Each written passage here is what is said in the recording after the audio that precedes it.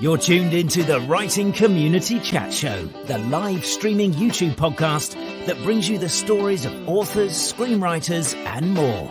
Indie or established, this show's for the community, and we invite you to be a part of it.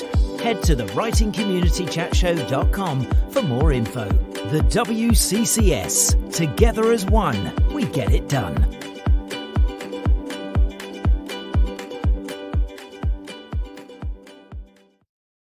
Hi, my name is Chris, and you are watching the Writing Community Chat Show.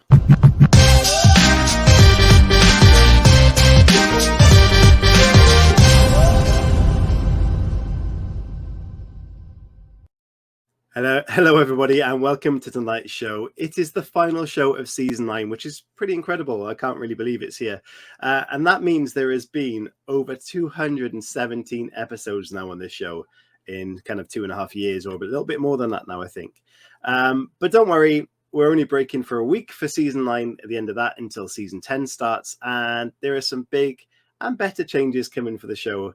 A little change to the format, perhaps, and some new questions in there, but also a very big surprise for you guys. And of course, you might notice the show is back on a Friday night. There's a poll running there to see if you like that or not. A few people said that Friday night makes more sense, going back what the show used to be like.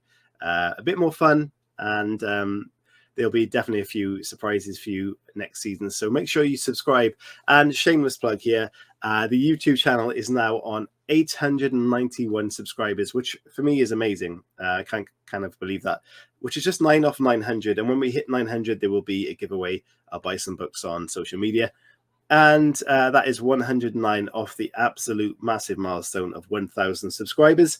So if you haven't subscribed, please consider doing so. And if you're a podcast listener, thank you very much. And of course, you can jump over there and hit subscribe if you like to, even if you're not going to watch it very often. That will really help us out. So get in there, very close to that 1,000, which is super, super cool. Again, if you are a podcast listener, thank you so much. And if you tune in live, you guys are amazing as well. I love your questions. And of course, tonight you can put those questions in the chat throughout. And there is a designated time at the end for your questions as well. But I'm not going to ramble on too much tonight because we've got a great guest and I want to bring them on. Hello, Leah, to you. Hello, by the way. Nice to see you in the chat. Fantastic to have you here. And everybody else that's tuning in, thank you for doing so. So let me get on tonight's guest because I don't want to waste our time. Like I said, there's going to be a lot to talk about. Tonight's guest is the author of many children's books and also fiction novels for adults and non-fiction as well. She has written and released over 60 books, which is just amazing. She has won the Dorothy Canfield Fisher Award and the Penn Syndicated Fiction Award. And her children's book, in particular, Castles in the Attic, is widely used in schools as well. And as well as some of her other books are used in book clubs too. And in 2017, she performed her very own TED Talk, which I've watched and is fantastic, about creative life and writing. That's worth checking out. And she is the daughter of the journalist Stewart Alsop and the great niece of Theodore Roosevelt, which is just an incredible thing to hear. She is here today promoting her family biography, which is called Daughter of Spies. Ladies and gentlemen, please welcome Elizabeth Winthrop Alsop. Hello, Elizabeth. Hi, I'm glad to be here, Chris. But in general, you've had a recent release and just in life in general, how are you doing? I'm doing fine. As I said to you earlier, I'm a little bit overwhelmed because you work on a book for 10 years and then you work to get it published. And then in that last week, it's like everything falls on your head. And also this is a memoir. So always before, when I was writing fiction, I could say, well, that's the way my characters feel. Yeah, but in fact, it's me. I'm exposed. Yeah. Now, all my stories, all my faults, anyway. So it's been a kind of an amazing new experience for someone who's published as many books for as many years. This is new, which is interesting. It feels very, very different. And of course, we'll get into that very soon. But what I'd love to do, and we lost a little bit of time, but that's okay. I know. I want to rewind the tape back to the start, or back to when writing became kind of a thing in your life, because obviously there must have been a huge inspiration for you there to get a career lifted off like you have. So I'll play a little video and then we'll get stuck into that. Okay.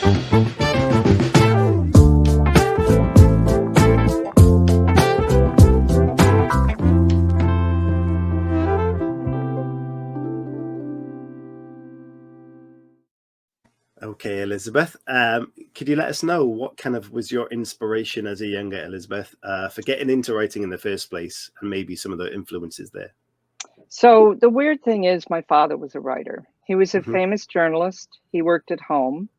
And I used to say that he had a sign on his door that said, "Please don't knock unless you're bleeding," because there were 6 kids in the house and he could not tolerate noise.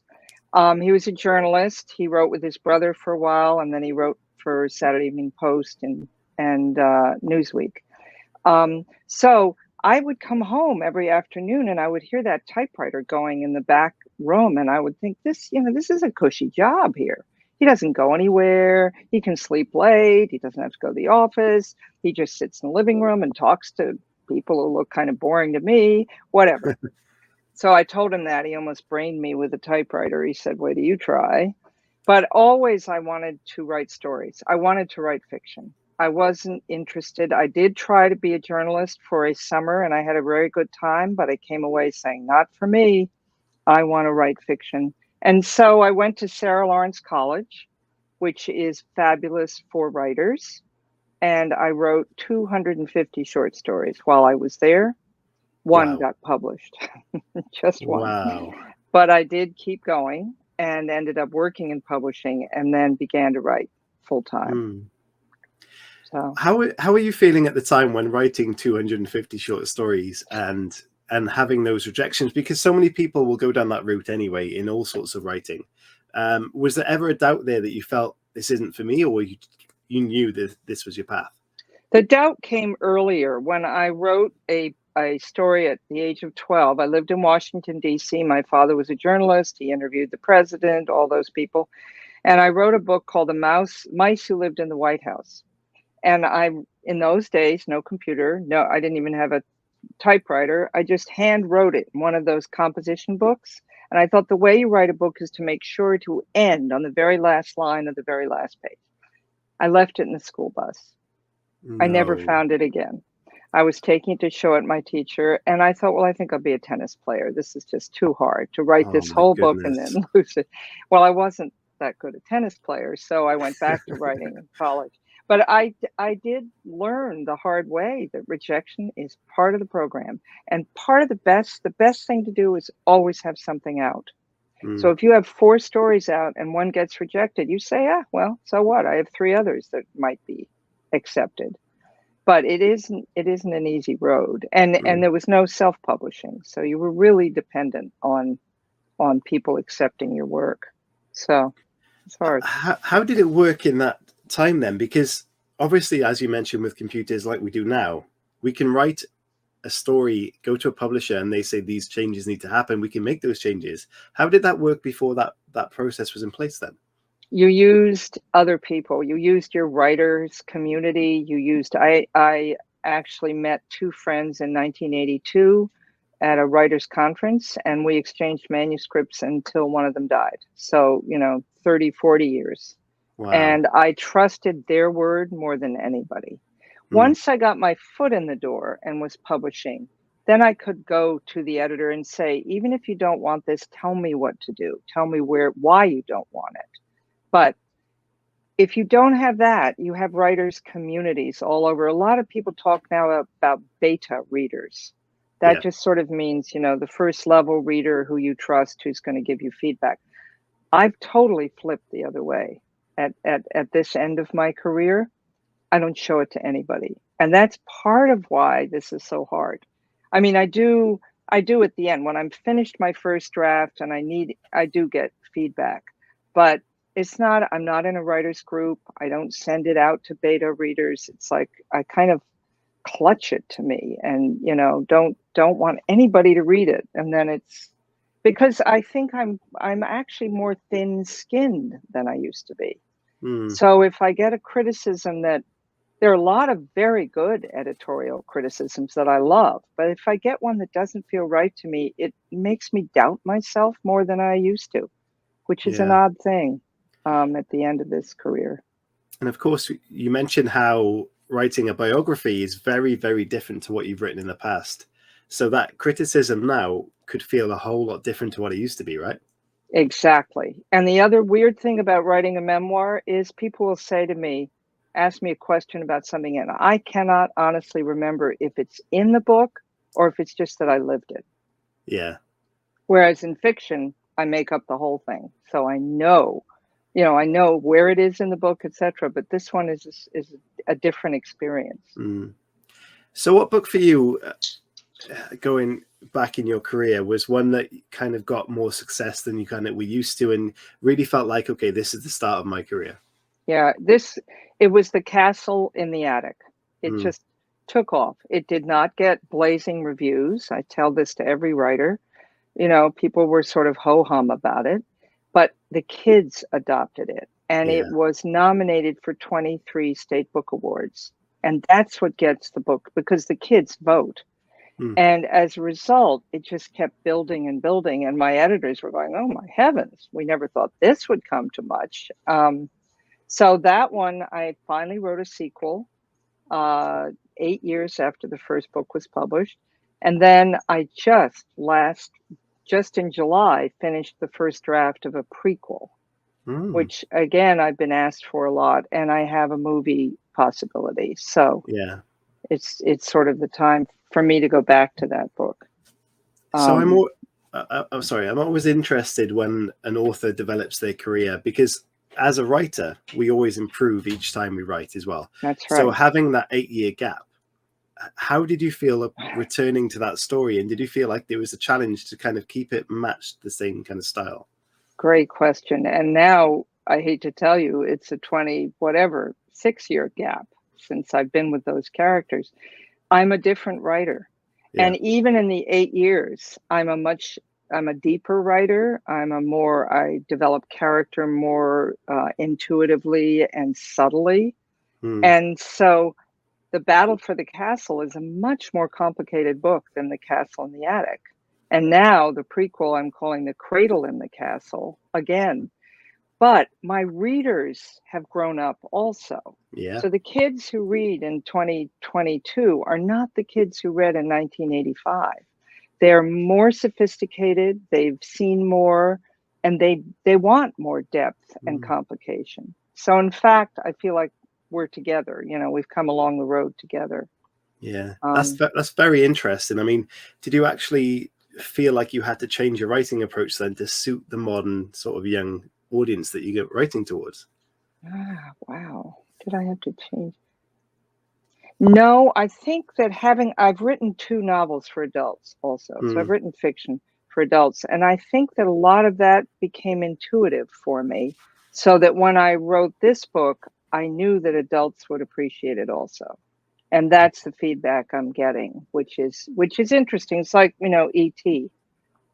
Kids and adults love that movie. So Yeah. you're always looking for that audience where somebody's not just going to diss it because it's a kid's book. It's very interesting. Yes, there's a fly there. Yeah. When you go back to, say, your publishing career, then how much did you? Obviously, you looked at it as a growing author should, looked at, what do you want, what do you need from me to make this work? But how much did you kind of learn from them professionally? Was there a lot of influence there that made you change your writing styles at that age? From the readers or from the publishing industry? From the publishing. Actually, I think I taught myself in an odd way, in that The Castle in the Attic was the first book I did not outline. Okay. Oh, and I'd published 3 or 4 novels before that. And I had this sort of fear, if I didn't write everything down, plot A, plot B, that I would lose it. Castle in the Attic, I didn't do that. And look what happened. It was this smashing success. So I thought, forget outlining. I'm not outlining anymore. And I really don't. And I think the editors appreciate that. It's a more intuitive way to write. It's like the character leads you along. I always used to tell, when I went out to schools to talk, I'd say that I come in my office here, and it's as if my characters are on the couch saying, excuse me, where have you been? Why did you go out to breakfast? We're sitting here waiting for you. They became so much more alive because I didn't outline them and I didn't nail them to the floor, so they could make different decisions, and I just have to follow along. I think that's that's how the writing changed and why that book was so successful. Mm. So in theory, you went from a plotter to a pantster. Yeah, because that's very much how I wrote my work. Is I follow the characters like I was watching a visual. Good for you. And I really enjoyed that kind of process. Whereas I tried to plot once because people talked about it, and I found that a stressful thing. So for me, the freedom of the characters is something that amazing to write with. So if someone, I guess, is watching this who hasn't tried that, it might be worth doing so, because it is quite freeing, as you mentioned. One thing I do is I do keep a journal of the book. So, October 23rd, what is Richard doing in a bar? Why did I let him go in there? Wait a minute, and I pull back and I kind of assess where I am. But it doesn't mean I plot. It just means I'm reacting to where that character has led me, which may not be the right place for the structure of the book. But and of course, if you're writing a story which you then go back 2 years later, that diary is essential to remember what those characters are doing. Yeah, crucial. Tell me what you said, a plotter versus a pantster. What does that mean? So Is that Welsh? It's not Welsh. I used to get mocked on this show because I used to call it a panther. And people used to take but a pantster, by all accounts, is an opposite to a plotter, and it's someone who writes out the pants of their seats or something like that. Oh, the seat of their pants. The seat of their pants. That's probably more acceptable way of saying that. Yeah. So yeah, it's more smart. It means basically we sit down and we write and we let our minds take the story forward rather than structuring the plot like most people do. Or it could be a panther who's stalking the characters. Exactly, a panther. I think I'll stick to panther. Okay, that's great. That's my thought. So that's obviously a way that your process has changed over time as well. But have you got a tip for someone then who is just starting out on their sort of writing journey? What one tip would you give them from your experience to make their process a bit easier? It's terrible to say, but everybody says it: ass to chair. So pick a time every day, even if it's 15 minutes, because you stay in touch with your work. And you can't say, oh, I'm going to wait for the muse to strike. Forget it. You have to sit down and you have to do it. And then it becomes easier literally every day, because the character is so familiar to you from yesterday, from your 15 minutes. And that really, to me, that's what's stuck with me longer than anything. Yeah, that's a great tip. So what I'd like to know then is that you've had a few different genres that you've written in. First of all, why did you feel the need to kind of go from, say, young work to adult fiction and nonfiction? And is there any other kind of genre that you're kind of thinking about? I think the thing I've always thought is that I would like to be writing more than one thing at a time. So the beauty is, if you're writing a novel and you're writing a picture book for children is 32 pages in book form, but in physical form, it might be 2 manuscript pages. It's the closest to poetry. You have to pull it way down. You have to give half the story to the illustrator. They're going to carry half the story. You don't dictate what they draw. And to have that happening while I'm writing in my mother's house, which was 770 pages, it's a lovely balance back and forth. So I wouldn't say that it's progressive. In other words, in the middle of writing this, I wrote a very short picture book for kids called Lucy and Henry Are Twins. So it sort of hasn't gone like that. It's gone like this, back and forth. I miss picture books, and I just got 2 new grandchildren. So I think I will hear the picture book voice again in my head. But this memoir has taken me a long time. So it's been an interesting shift. Yeah. It's interesting with someone with so many books that they've got in their possession and released. It's like that old tale where people say it's like asking what's your favorite child, but do you have a book that you kind of most fond of? And was there one in particular that was very difficult? I would say William from Castle in the Attic sticks close to me. I don't. Mm. I have 5 brothers, no sisters. So, writing in the head of a male has never been particularly hard for me.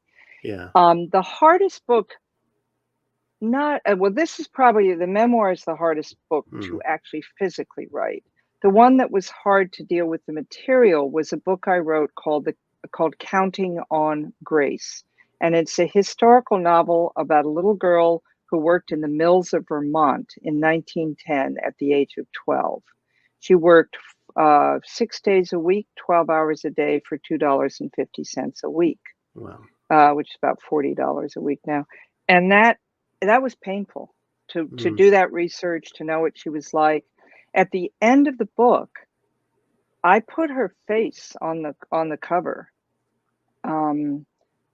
Her picture was taken by a famous child labor photographer called Louis Hine, very well known in this country, and she was on a postage stamp. She was in a Nike ad. She was the face of child labor. Her grandchildren never knew this picture was taken. Wow. So when I was finished with the book, I thought, I can't let that little girl in that picture just go. So I ended up finding her descendants and telling them the whole story. And that whole process was fascinating, deep, and disturbing to think Yeah, I of can the imagine. life she had lived. The funny thing was that she died at 93 of lung cancer. And I tried to say to her granddaughter, well, this is probably the mill, the textile mill, all the Mm. stuff that was in the air. She said, no, she smoked 6 packs a day or something for her whole life. But she was amazing. With her very tough beginning, she lived to 93. Wow. That's an incredible story. Yeah. Yeah. Yeah, no, it was amazing. Yeah, it's always fascinating when people are finding out about their ancestry and the history of their family. And I did a charity walk a couple of weeks ago, and this historian there, he got in touch with us about my great grandfather's details from World War One this week. Wow. Information that I never even knew about. So it's just really incredible when you're not entirely sure what's happened in the past to then discover it. And obviously, writing a memoir about your family, we'll get into that right after this, but it must take so much evidence collecting and memory recollection. And but what I'll do is I'll play the video so we can talk about it, and then we'll do part 2 of the show, guys. All right, which is what's the story.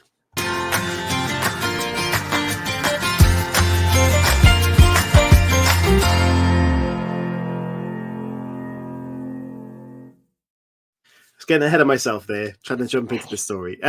Elizabeth, if you can, please let everybody know what Daughter of Spies is all about. Okay, Daughter of Spies is I call it a memoir. It's a family history and memoir. And it tells the story of my parents, my mother was born in Gibraltar, which is a very odd place to be born. My father was American. They met in a Yorkshire, England castle on August 31st, 1942. My mother was, by that time, a year later, became a decoding agent for MI5. And my father, who was in the British Army, switched to the American Army and worked with an organization called OSS, which was a spy group. And he dropped behind enemy lines into France right after D-Day. The story, these 2 people married, not really knowing each other very well. My mother was 18 and my father was 30 when they married. And from the beginning, my mother had signed the British Official Secrets Act. She did not tell him where she worked. She said she worked in the passport office. He could not tell her where he was jumping because, of course, it was a secret. So my premise is, the subtitle is Wartime Secrets, Family Lies, because they kept secrets from each other and that became a habit in the marriage.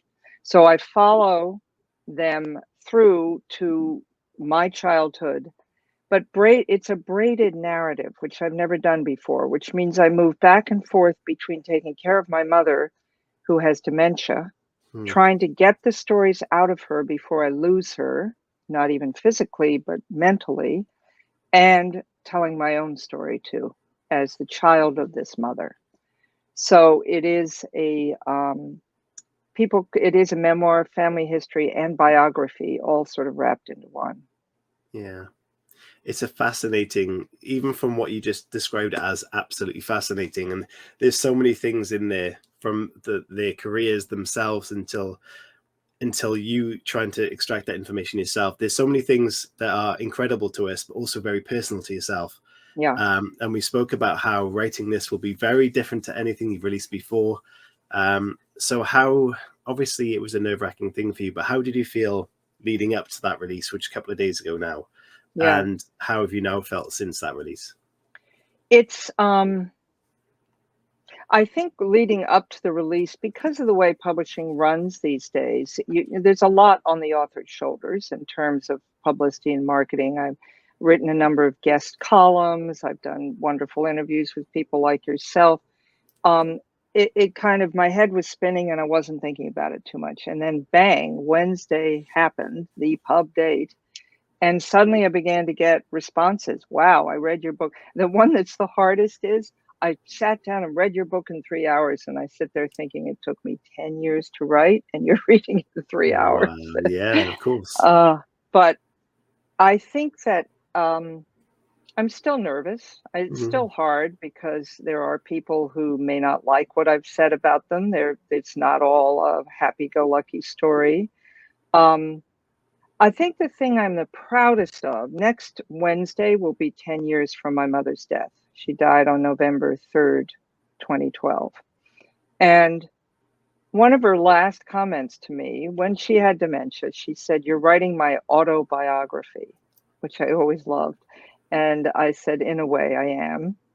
I think she wouldn't be happy about everything I said because I was very honest about the troubles in our house. But I think she would agree that it's honest, that it is an honest picture of what we all lived with, good and bad. And there were lots of good times. But my father was a famous journalist. When he wrote, it was 28 million people read him in a day. 28 Wow. million. And he had to be gone 3 to 6 months a year, traveling abroad in order to report. That left my mother in charge of everything. She was a Catholic, a devout Catholic. She conceived 12 children. 6 of us were born. I had a baby sister who died at 3 months. My father was away when Alexandra died. And there were miscarriages. So she really bore the brunt of the whole thing. His reputation was well earned, but a lot of it was on her back to keep everything going so he could just do what he had to do. Yeah, it's an incredible story. And you mentioned there the kind of pressures on the rest of the family, and even being an author, there is family sacrifice with that as well. And it's just incredible that the way that all works out. And so release day this Wednesday just gone is post-COVID now. Yeah. Did you have releases in COVID, and has that compared to kind of this release? Was there much different? Luckily, I did not. I did not have any books come out during COVID. There's still concern, people, I have a number of bookstores I'm going to be in, and masks are encouraged, et cetera, et cetera. But it definitely, I have a dear friend who gave me a wonderful quote on this book, and hers came out, Honor Moore, her book came out March 2020. Yeah. And what a thing to try and deal with the whole shift. But I luckily have not had that situation. Yeah. So it's incredible, isn't it? Your book is generally focused around the 1950s times in Washington. I mean, how did you translate that onto the page? Kind of what research did you get into, and was that a difficult thing for you, or did you find that quite entertaining?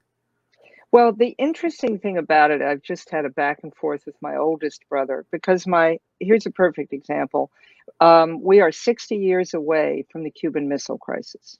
My father wrote an entire very well-known article about it, in which he used the words eyeball to eyeball and hawks and doves. And that all entered the vernacular because of Daddy. And so my brother and a historian and I have been on this thread. And my brother Joe said to me, well, Elizabeth, he said, what do you remember? You were home. I was away in boarding school. And I said back to him, Joe, don't you get it? Read the book. I said, my mother was 8 months pregnant with Alexandra. There was terrible, very high tension in the house. My mother was an alcoholic, and I was trying to protect my younger brothers.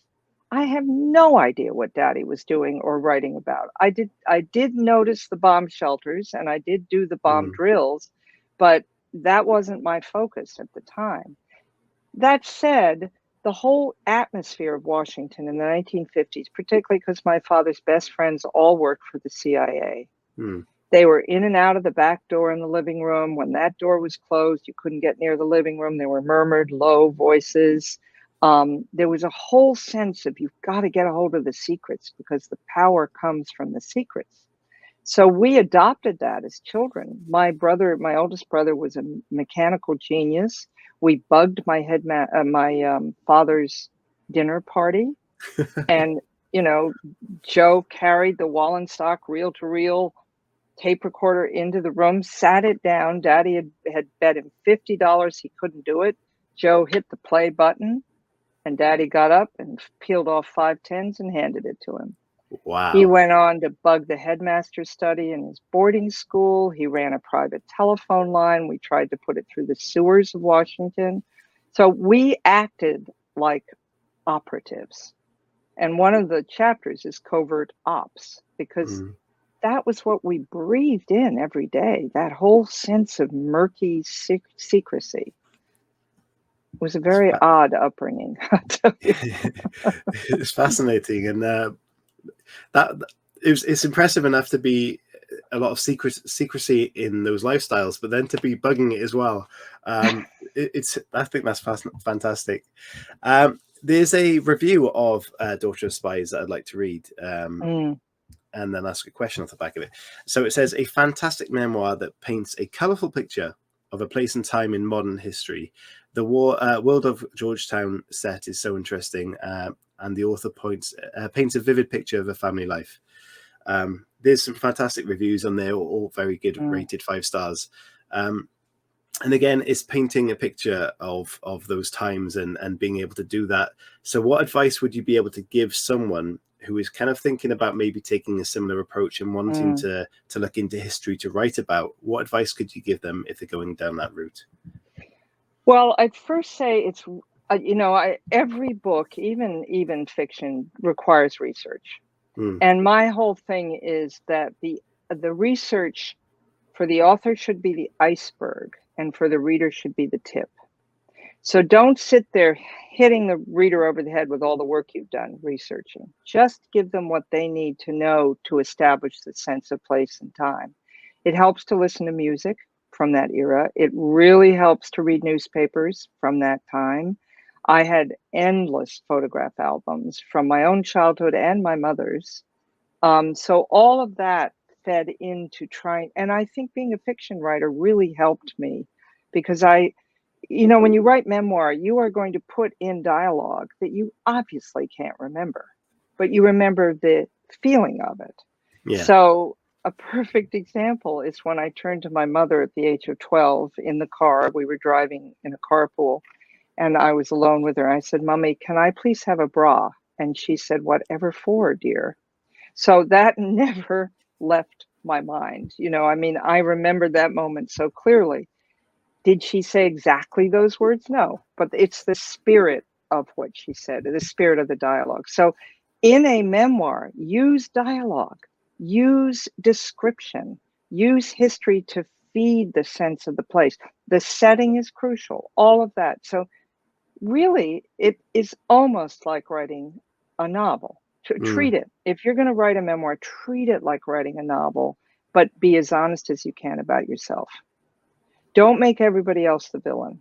That really smacks off. You have to just put the light as hard on yourself, as brightly on yourself as anybody else.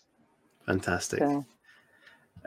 Mario is in the chat. He said that she's so right. I did that with Letters from Italy, which is a fantastic biography of his. And he said, my husband lived in DC for 10 plus years. There were lots of suspected spies among his friends. Yeah, Yes. I can Yeah, imagine. nebulous government jobs. They're always called, the consul or the advisor to the whatever, and they're all suspicious. This is very true. So the question is then, now Daughter of Spies is finally out, and that massive amount of hard work you put into this is now wrapped up and delivered. What's next for Elizabeth Winthrop? Well, the very funny thing, as I was saying to Chris earlier, is COVID is great for writers. It was great for writers. It gave us Yeah. permission to do what we really ought to do, which is stay home and work. So I have been bugged for years to write another Castle book. And for some reason that was interesting to me, I decided to write a prequel where it all started. And I've heard you talk, Chris, to fantasy writers and horror writers about creating a world. In my book, in Castle in the Attic, which was written so long ago that it was before the huge series that they have on fantasy now, like Rick Riordan and those kinds of people, I just thought I was writing one book. So I wrote the book. I wrote a world for that book. And then I wrote the second one, and I realized, wait a minute, there's a villain in the first and a villain in the second. Didn't someone send them? Who's the one who sent them all? That's why I went back to the prequel. So I have a much bigger world than I had. Yeah. And it's all of my Castle books are time travel books. This one is set on the northeast coast of England near Dunstanburgh Castle in 1943. That's the opening. And it goes back to the exact same place in 1366, which is when Dunstanburgh Castle had just been built. So you have a boy who looks at a complete ruin in 1943, and he goes back and he looks at the castle that was just finished. So that's been really fun for me and completely different from what I just finished. Yeah. Although because my mother is British, I'm always pulled towards England. Yeah. Have you traveled England much for your research, or is there anywhere you'd like to go? I have been, in fact, on my website, there is literally a pilgrimage. When I decided to write about my mother's childhood and I knew nothing about where she lived, I went and looked at every single place. And the eeriest thing was I could get into every one of them. For example, she went to a convent north of London called Poles, which was in Ware, England. It is now a Hanbury Marriott golf spa. And when my mother died, she left 60,000 American Express points. So I thought, well, this is how she'd want me to use them. So we spent 2 nights in this spa. And as I said to my husband, we were in an enormous room. And I said, this would have been Mummy and 7 other girls. The chapel was still there. The dining room was still there. The library. So I was walking through her teenage years. And then I went to another place where I knew her grandmother had lived. And we found the house and knocked on the door. And the owner said, absolutely, come in. And I stood in my mother's bedroom where she had described to me the view. So we were all over. And we went to Yorkshire where my father and mother met. We sat in the dining room chairs in the dining room because now it's a stately home and you can tour it. It was an amazing experience to go through all of that. My mother's only brother was killed in the war the day that my mother met my father. Wow. The exact day, August 31st, 1942. So I never met him. Needless to say, he was 21 when he was dive bombed by a Stuka in the battle before El Alamein. And we went to his school. And he had taken all these pictures and they were in my mother's desk in negative. They had never been printed. I printed them. I took them to the priests in his Catholic school called Ampleforth, and they just couldn't believe it. They were pictures they had never seen of dormitories, of skating. Anyway, that whole trip was an amazing experience. Yeah, sounds fascinating. And of course, you're a photographer yourself, so those prints must have been really exciting to have found and to develop and discover the story that was sat and discovered at the time. Yeah. And as you said, your great-grandfather during the war, I mean, things like that. I found pictures that Uncle Ian took in the desert days before he was shot. So I love history, and I love genealogy, and I love the research. My biggest problem is to stop the research and start the writing, Yeah. because I can get lost in the research. But that's a good thing, because it means you're passionate about the research, which means it should reflect rightly in the stories. So that can't be Exactly. a bad thing at all. No. Yeah, it's Yeah. always fascinated me to know what's under our feet, what's been before. And there's something really attractive about kind of historical fiction that maybe one day I'll tap into. And I think it's something a lot of people kind of really kind of for some reason lean towards. And They there's do. definitely an attraction there. I mean, what about you and your great-grandfather? I could see Oof. a Well, story there. World yeah, War II. potentially. Yeah. World War One Oh, before, it was yeah. World War One. Wow. Yeah, it Wow. was. Oh, that would be amazing. Yeah. Yes. Yeah, so I had just come back from touring, doing a 100-kilometer charity walk in France Good and for Belgium you. along the Western Front of World War One. So it was the stories we got from the historian there were just unbelievable, and just the evidence left in the ground, what we could see reflecting the stories that we were told. That opens your mind up to a whole world of story and characters that you just didn't know. You know about loosely, but you don't really know about, and that makes me want to Exactly. write about that time. It's Yeah. our past is amazing and should be not forgotten, and obviously researched as Exactly. best as we can. Yeah. Exactly. Yeah. Excellent. Okay, so we're going to go into the final part of the show, which is part 3, Okay. and that is community questions. So if you guys are watching Great. have any questions for Elizabeth, for myself, or for both of us, now is the time to send them into the chat, and I will put them on screen as long as they're nice to do so. And I will ask Elizabeth our staple questions right after this video.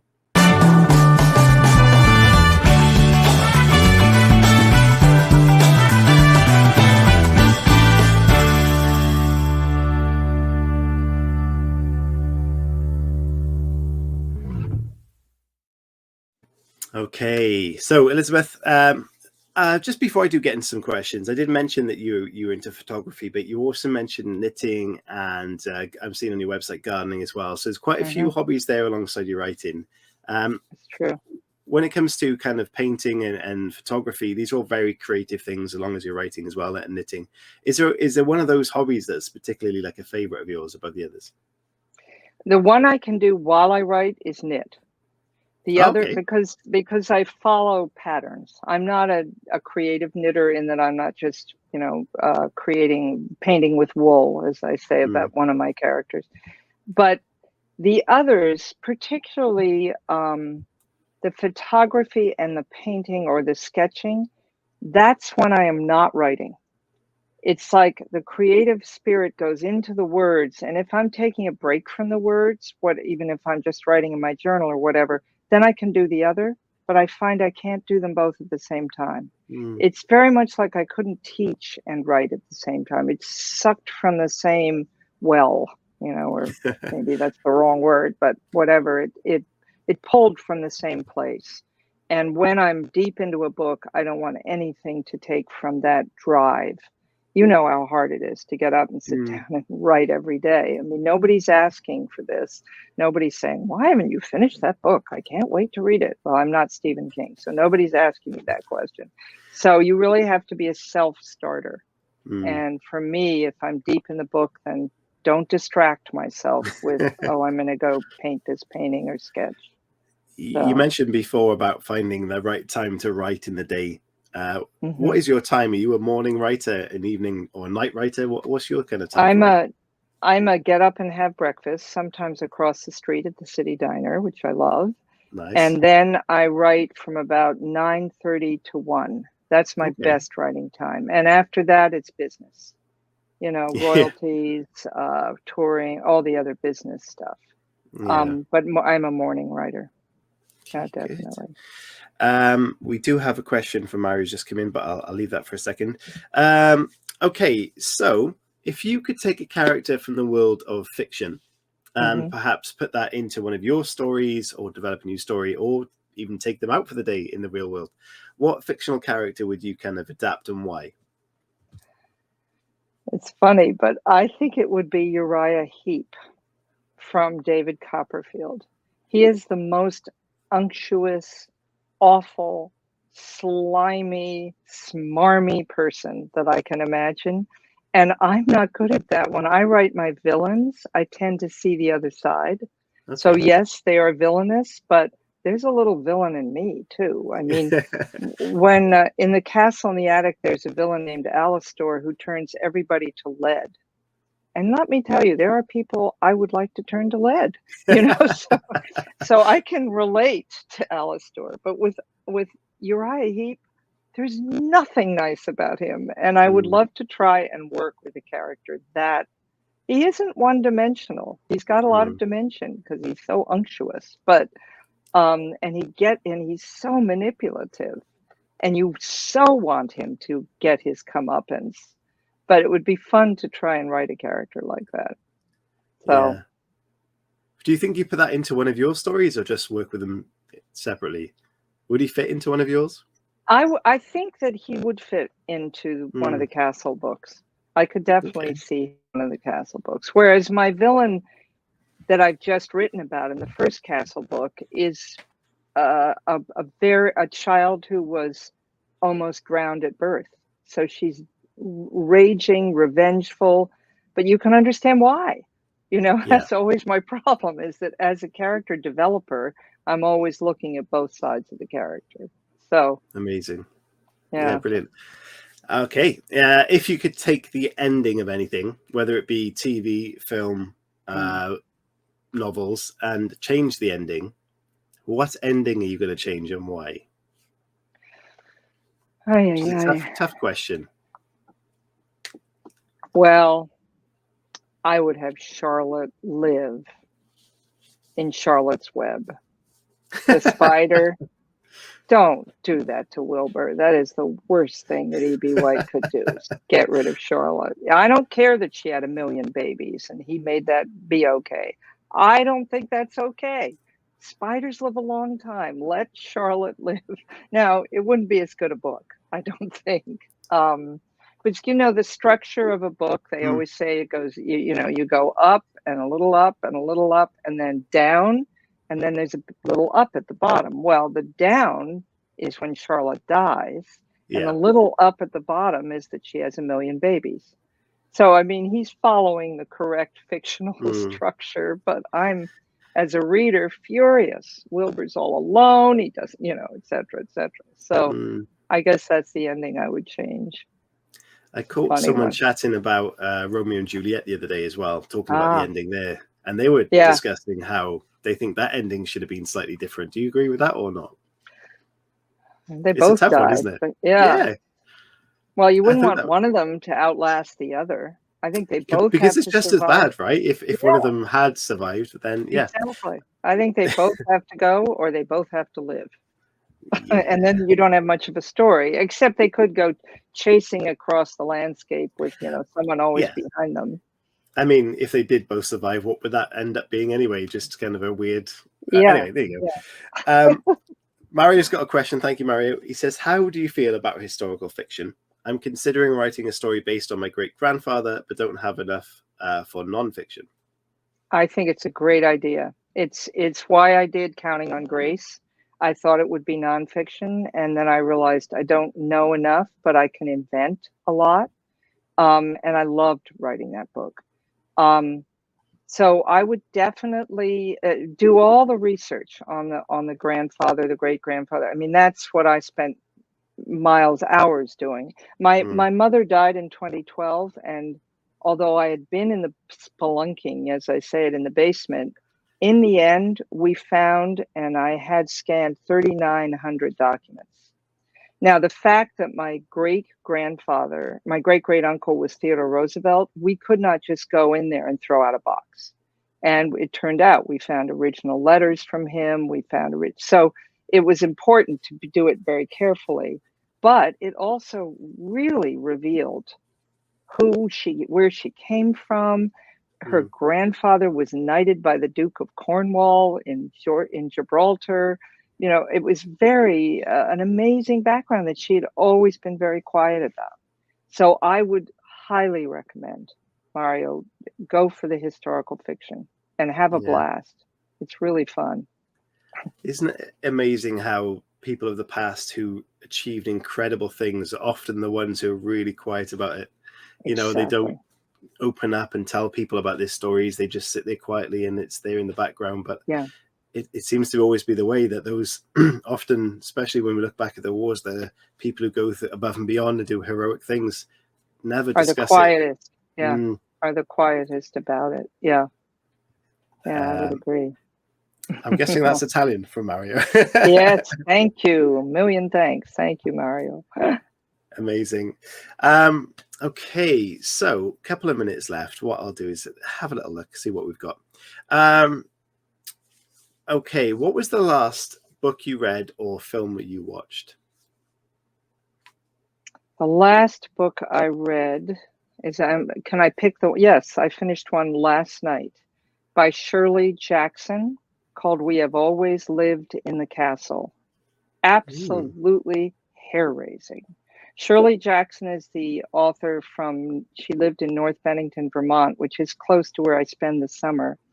And she wrote a very famous short story in America called The Lottery, where the town every year decides which of their citizens is going to be killed. Wow. And this one, We Have Always Lived in the Castle, is a story about a small town in New England and the way the townspeople turn against one family, particularly one child. And it's hair-raising. I don't know if there's ever been a movie of it. It should be. It sounds like a great movie, yeah. Yeah, it's a perfect story about small town living.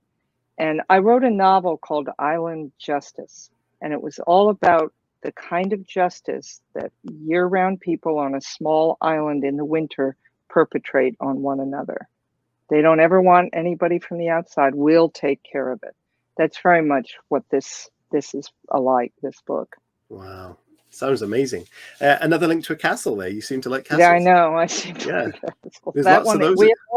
We have always lived in the castle. It's actually a house. It's not a castle. But there's lots of those in Wales. You should come and see them. Yes, I should come see them. Okay. Just so we can wrap up with this then, I'm going to ask, when you're looking further down the line back at your career, what will literary success look like for you? When you look back, what do you think, I'm happy with this as a success? What have I achieved now? Wow. I think that this book is a real moment for me. I did write an earlier novel called Knock Knock, Who's There?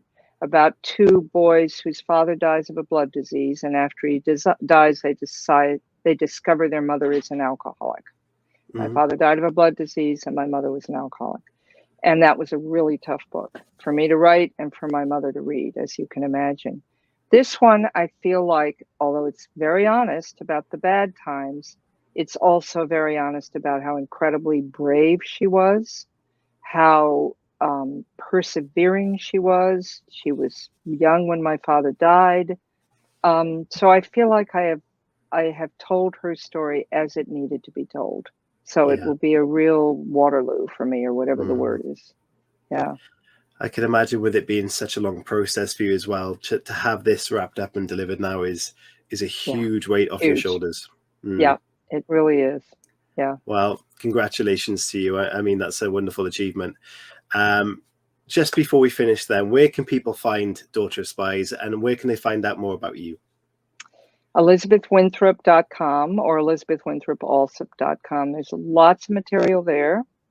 And Daughter of Spies you can get on Amazon.uk. And you can also go to your local independent bookstore and ask them to order it. It's available in all English-speaking countries. So it is available there too. And I'd love to have it bought through an independent bookseller. Definitely support your local booksellers. That's the way to do it. Fantastic, Elizabeth. Thank you so much. And before I do forget, guys, if you can't find those links very quickly, if you look in the description of the show, the podcast and the YouTube video, there will be the links to the website and the book as well.